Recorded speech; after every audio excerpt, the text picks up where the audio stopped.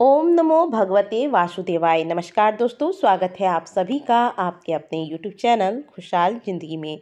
दोस्तों, आज की वीडियो में बात करेंगे उत्पन्ना एकादशी के बारे में। यह एकादशी प्रत्येक वर्ष मार्गशीर्ष महीने के कृष्ण पक्ष में रखी जाती है। साल में कुल 24 एकादशी के व्रत रखे जाते हैं, जो सभी एकादशी अपने आप में महत्वपूर्ण होते हैं। सबकी अपनी खास विशेषता होती है और इन्हीं विशेषताओं के वजह से एकादशी व्रत को सभी व्रतों में श्रेष्ठ व्रत माना गया है। जिस साल अधिक मास होता है उस साल एकादशी व्रतों की संख्या बढ़कर 26 हो जाती है। इस वर्ष उत्पन्ना एकादशी पर हस्त नक्षत्र और प्रीति योग का संयोग बन रहा है, जो व्रतियों के लिए काफ़ी फलदायी होगा। उत्पन्ना एकादशी पर भगवान श्री हरि विष्णु और भगवान पद्मनाभ की पूजा से आरोग्य सुख की प्राप्ति होती है। मार्गशीर्ष कृष्ण पक्ष की एकादशी का व्रत साल 2024 में किस दिन रखा जाएगा, तिथि का आरंभ कब हो रहा है, तिथि का समापन कब होगा तथा व्रत का पारणा किस दिन किया जाएगा, इस पर पूरी चर्चा करेंगे। वीडियो को अंत तक जरूर देखिएगा। साल 2024 में मार्गशीर्ष कृष्ण पक्ष की एकादशी तिथि 25 नवंबर को अर्धरात्रि के बाद 12:20 पर लगेगी और यह 26 नवंबर को अर्धरात्रि के बाद 3:48 तक रहेगी। इसके बाद द्वादशी तिथि का आरंभ हो जाएगा। हस्त नक्षत्र 25 नवंबर को अर्धरात्रि के पश्चात 1:24 से 6 नवंबर को अर्धरात्रि के पश्चात 4:35 तक रहेगा। 26 नवंबर को पूरे दिन एकादशी तिथि तथा प्रीति योग बनी रहेगी। इस वजह से कुछ विद्वानों का मानना है कि इस एकादशी के व्रत को 26 नवंबर को ही धारण किया जाए। लेकिन एकादशी व्रत जब भी 2 दिन पड़ जाता है, इस बार 2 दिन एकादशी व्रत मान्य होगा, क्योंकि 26 नवंबर को प्रातःकाल लगभग 4 बजे के आसपास, जो कि ब्रह्म मुहूर्त का समय होता है, एकादशी तिथि होगी। और शास्त्र ये कहता है कि जब भी ऐसी स्थिति बन जाए तो दूसरे दिन की एकादशी ही फलदायी होती है। यह द्वादशी युक्त एकादशी होती है, द्वादशी एकादशी कहा जाता है इसे। शास्त्रों की ऐसी मान्यता है कि यदि दूसरे दिन ब्रह्म मुहूर्त तक एकादशी तिथि रहती है तो दूसरे दिन की ही एकादशी मान्य होगी, क्योंकि यह द्वादशी युक्त एकादशी है और ब्रह्म मुहूर्त में एकादशी तिथि लग रही है। वहीं दूसरी ओर शास्त्रों का ये भी कहना है कि द्वादशी युक्त एकादशी ही सदैव श्रेष्ठ फलदायी होती है। दशमी युक्त एकादशी करने से सभी पुण्य नष्ट हो जाते हैं। तो हमारी माने तो आप 27 नवंबर को ही एकादशी व्रत का पालन करें। उत्पन्ना एकादशी यानी कि आज ही के दिन एकादशी की उत्पत्ति हुई थी और जो लोग भी एकादशी का व्रत आरंभ करना चाहते हैं, उत्पन्ना एकादशी के दिन से एकादशी व्रत को आरंभ कर सकते हैं।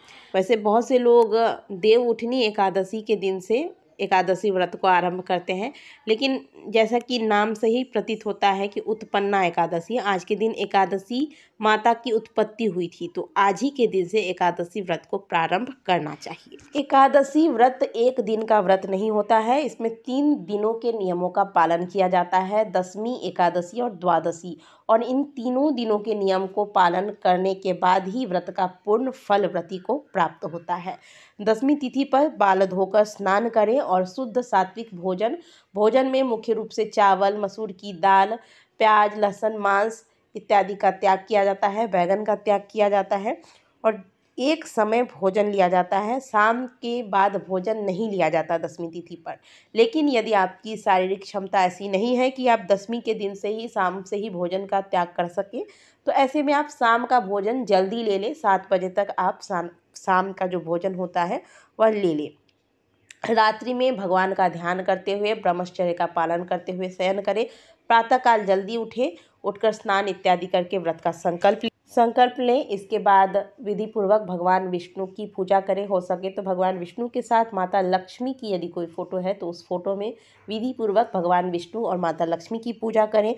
घी का दीपक लगाएं। पूजन में पीले चीज़ों का प्रयोग करें। पीले वस्त्र भगवान को पहनाएं, पीले चंदन का तिलक लगाएं, पीले फल अर्पित करें और इस पूजन में चावल के यानी कि अक्षत के प्रयोग नहीं किए जाते हैं, इसका ध्यान रखिएगा। भगवान को भी आज के दिन फल का भोग लगाया जाता है, अनाज का भोग नहीं लगाया जाता।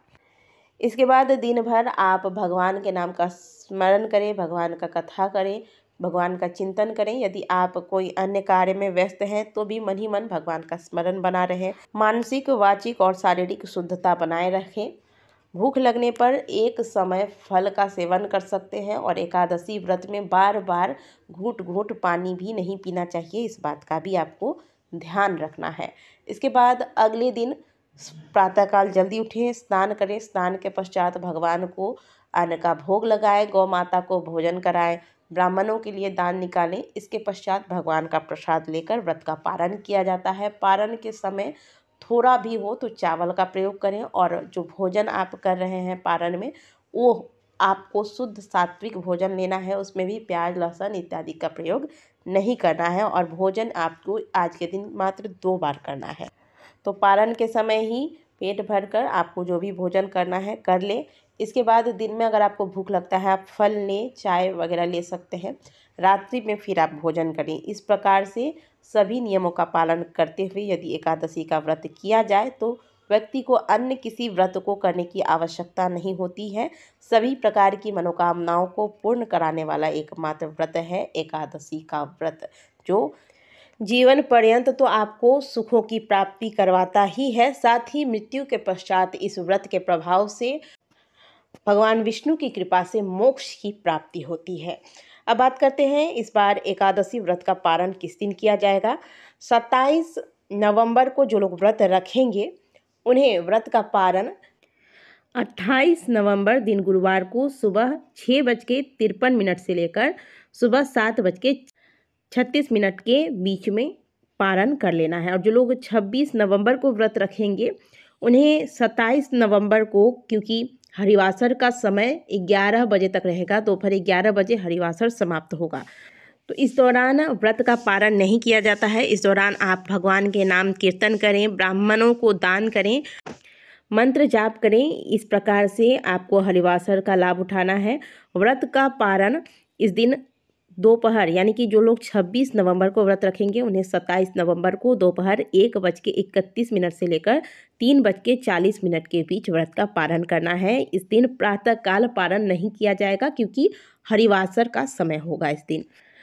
तो आप अगर 26 नवंबर को व्रत रखते हैं तो भी व्रत का पारण मुहूर्त के अनुसार ही करें और 27 नवंबर को रखते हैं तो भी व्रत का पारण मुहूर्त के अनुसार ही करें। आशा करते हैं कि दी गई जानकारी आपको अच्छी लगी होगी। वीडियो अगर आपको अच्छी लगी है तो वीडियो को लाइक ज़रूर कीजिएगा, कमेंट बॉक्स में हर हर महादेव अवश्य लिखिएगा। मिलते हैं आपसे अगले वीडियो में, तब तक के लिए ओम नमः शिवाय, हर हर महादेव, जय श्री हरि विष्णु।